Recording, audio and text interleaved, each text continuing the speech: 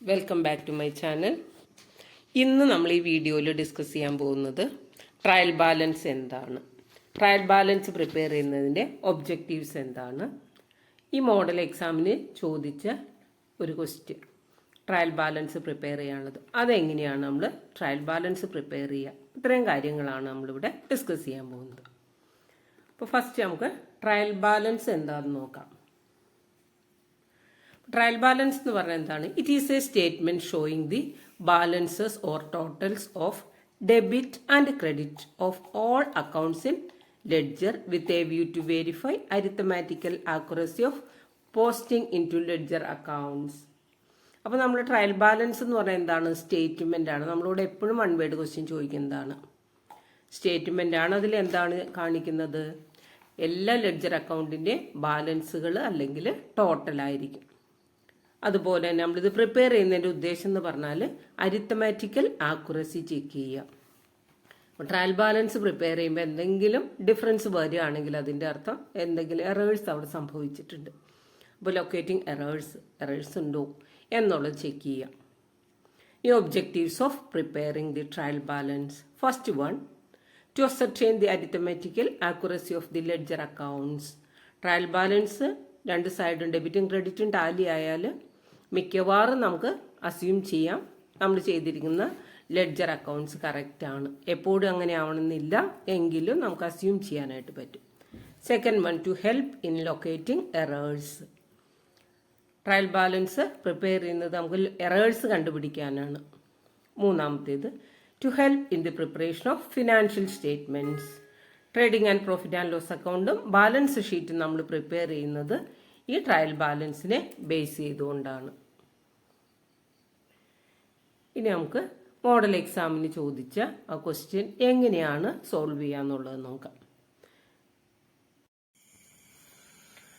Welcome back to my channel. ഈ വീഡിയോയിൽ നമ്മൾ ഡിസ്കസ് ചെയ്യാൻ പോകുന്നത് ട്രയൽ ബാലൻസ് എന്താണ്, അതെങ്ങനെ പ്രിപ്പയർ ചെയ്യണം, എന്തിനു വേണ്ടിയിട്ടാണ് ട്രയൽ ബാലൻസ് പ്രിപ്പയർ ചെയ്യുക, ഇങ്ങനെയുള്ള കാര്യങ്ങളാണ് നമ്മൾ നോക്കുന്നത്. അപ്പോൾ ട്രയൽ ബാലൻസ് എന്ന് പറഞ്ഞാൽ എന്താണ്? It is a statement prepare to check arithmetic accuracy of books of accounts. നമ്മൾ ചെയ്തിരിക്കുന്ന പ്രിപ്പയർ ചെയ്ത ലെഡ്ജർ അക്കൗണ്ട് കറക്റ്റ് ആണോ എന്നുള്ളത് ചെക്ക് ചെയ്യുക. അതിനുവേണ്ടി നമ്മൾ ഒരു പർട്ടിക്കുലർ ഡേറ്റിൽ പ്രിപ്പയർ ചെയ്യുന്ന സ്റ്റേറ്റ്മെന്റ് ആണ് ട്രയൽ ബാലൻസ് എന്ന് പറയും. അപ്പൊ ട്രയൽ ബാലൻസ് നമ്മൾ എല്ലാ ലെഡ്ജർ അക്കൗണ്ടിന്റെ ബാലൻസ് അതല്ലെങ്കിൽ ടോട്ടലാണ് എഴുതുന്നത്. അപ്പൊ ട്രയൽ ബാലൻസിന് രണ്ട് എമൗണ്ട് കോളം കൊടുക്കണം, അതായത് particulars column, debit column, credit column. Heading നമ്മൾ എന്തെഴുതണം? ട്രയൽ ബാലൻസ് ഓഫ് ഏതാണോ സ്ഥാപനത്തിന്റെ പേര്, ആ പേര് കൊടുക്കുക. ആസ് ഓൺ എന്നെഴുതിക്കൊണ്ട് നമുക്ക് ഡേറ്റ് കൊടുക്കണം. ആസ് ഓൺ 31 മാർച്ച് 2024 ഡേറ്റ് ഞാൻ കൊടുത്തു. പിന്നെ നമ്മളിവിടെ എഴുതാം പർട്ടിക്കുലേഴ്സ്, ദെൻ ഡെബിറ്റ്, ക്രെഡിറ്റ്. ഇതല്ല എങ്കിൽ നമുക്ക് എന്ത് ചെയ്യാം? Particulars amount. അപ്പൊ ഇവിടെ ഡെബിറ്റ്, ഇവിടെ ക്രെഡിറ്റ്, അങ്ങനെ വേണമെങ്കിലും കൊടുക്കാം. ഈ ട്രയൽ ബാലൻസ് പ്രിപ്പയർ ചെയ്യുന്നത് എന്തിനു വേണ്ടിയിട്ടാണ്? അരിത്തമാറ്റിക്കൽ ആക്യുറസി ചെക്ക് ചെയ്യുക. അതുപോലെ തന്നെ അക്കൗണ്ട്സ് പ്രിപ്പയർ ചെയ്തപ്പോൾ എന്തെങ്കിലും മിസ്റ്റേക്ക് ഉണ്ടെങ്കിൽ നമുക്ക് അത് കണ്ടുപിടിക്കാം. ലൊക്കേറ്റിംഗ് എറേഴ്സ്, മിസ്റ്റേക്സ് കണ്ടുപിടിക്കാം. അതുപോലെ തന്നെ ഇതിനെ ബേസ് ചെയ്തുകൊണ്ടാണ് ഫൈനൽ അക്കൗണ്ട്സ് പ്രിപ്പയർ ചെയ്യുന്നത്. അതായത് trading and profit and loss അക്കൗണ്ടും ബാലൻസ് ഷീറ്റും പ്രിപ്പയർ ചെയ്യുന്നത് ഈ ട്രയൽ ബാലൻസിൽ നിന്നാണ്. അപ്പൊ ട്രയൽ ബാലൻസ് പ്രിപ്പയർ ചെയ്യണമെങ്കിൽ ഓരോ അക്കൗണ്ടിന്റെയും ഡെബിറ്റ് ബാലൻസ് ആണോ ക്രെഡിറ്റ് ബാലൻസ് ആണോ എന്നുള്ളത് നമുക്ക് അറിയണം. അതായത് നമ്മൾ ലെഡ്ജർ അക്കൗണ്ട് ബാലൻസ് ചെയ്തപ്പോൾ ബാലൻസ് ബ്രോട്ട് ഡൗൺ എന്നുള്ളത് കിട്ടിയിരിക്കുന്നത് ഏത് സൈഡിലാണെന്ന് നോക്കണം.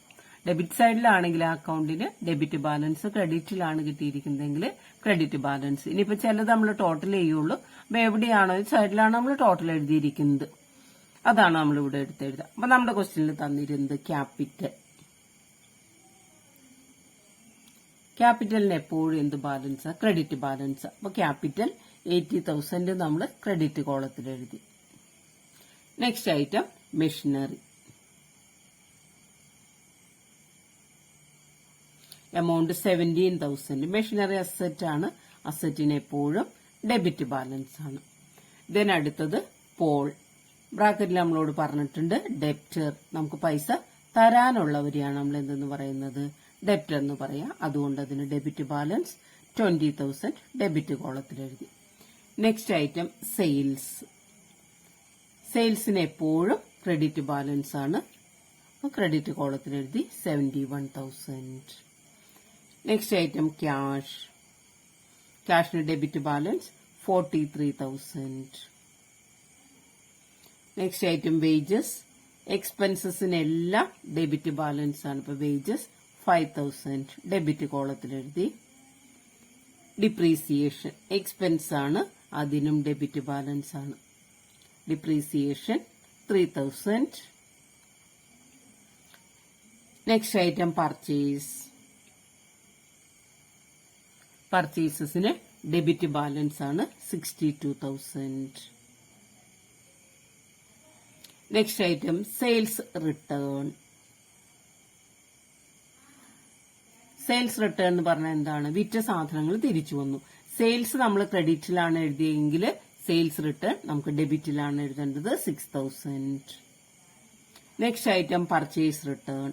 പർച്ചേസസ് നമ്മൾ ഡെബിറ്റ് സൈഡിൽ എഴുതി, പർച്ചേസ് റിട്ടേൺ എവിടെ വരും, ക്രെഡിറ്റ് സൈഡിൽ വരും 2,000.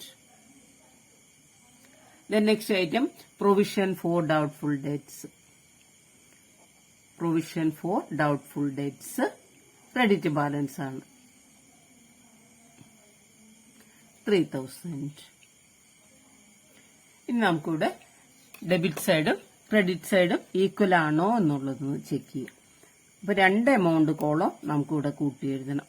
രണ്ട് സൈഡും ഈക്വൽ ആവണം. അങ്ങനെയാണെങ്കിൽ നമ്മൾ ചെയ്തിരിക്കുന്നത് കറക്റ്റ് ആണ്. അരിത്തമാറ്റിക് ആക്യുറസി ചെക്ക് ചെയ്യാനാണ് നമ്മൾ എന്ത് ചെയ്യുന്നത്, ട്രയൽ ബാലൻസ് പ്രിപ്പയർ ചെയ്യുന്നത്. അപ്പൊ നമുക്ക് അറിയാനായിട്ട് സാധിക്കും. അപ്പൊ രണ്ട് സൈഡ് നമുക്ക് കൂട്ടി നോക്കാം. 3 സീറോസ് നമ്മൾ എഴുതി.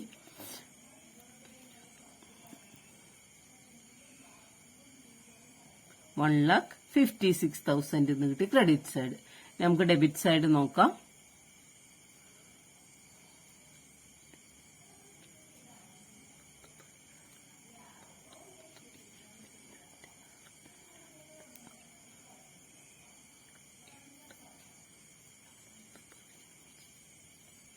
രണ്ട് സൈഡ് നമുക്ക് ഒരുപോലെ കിട്ടി 1,56,000.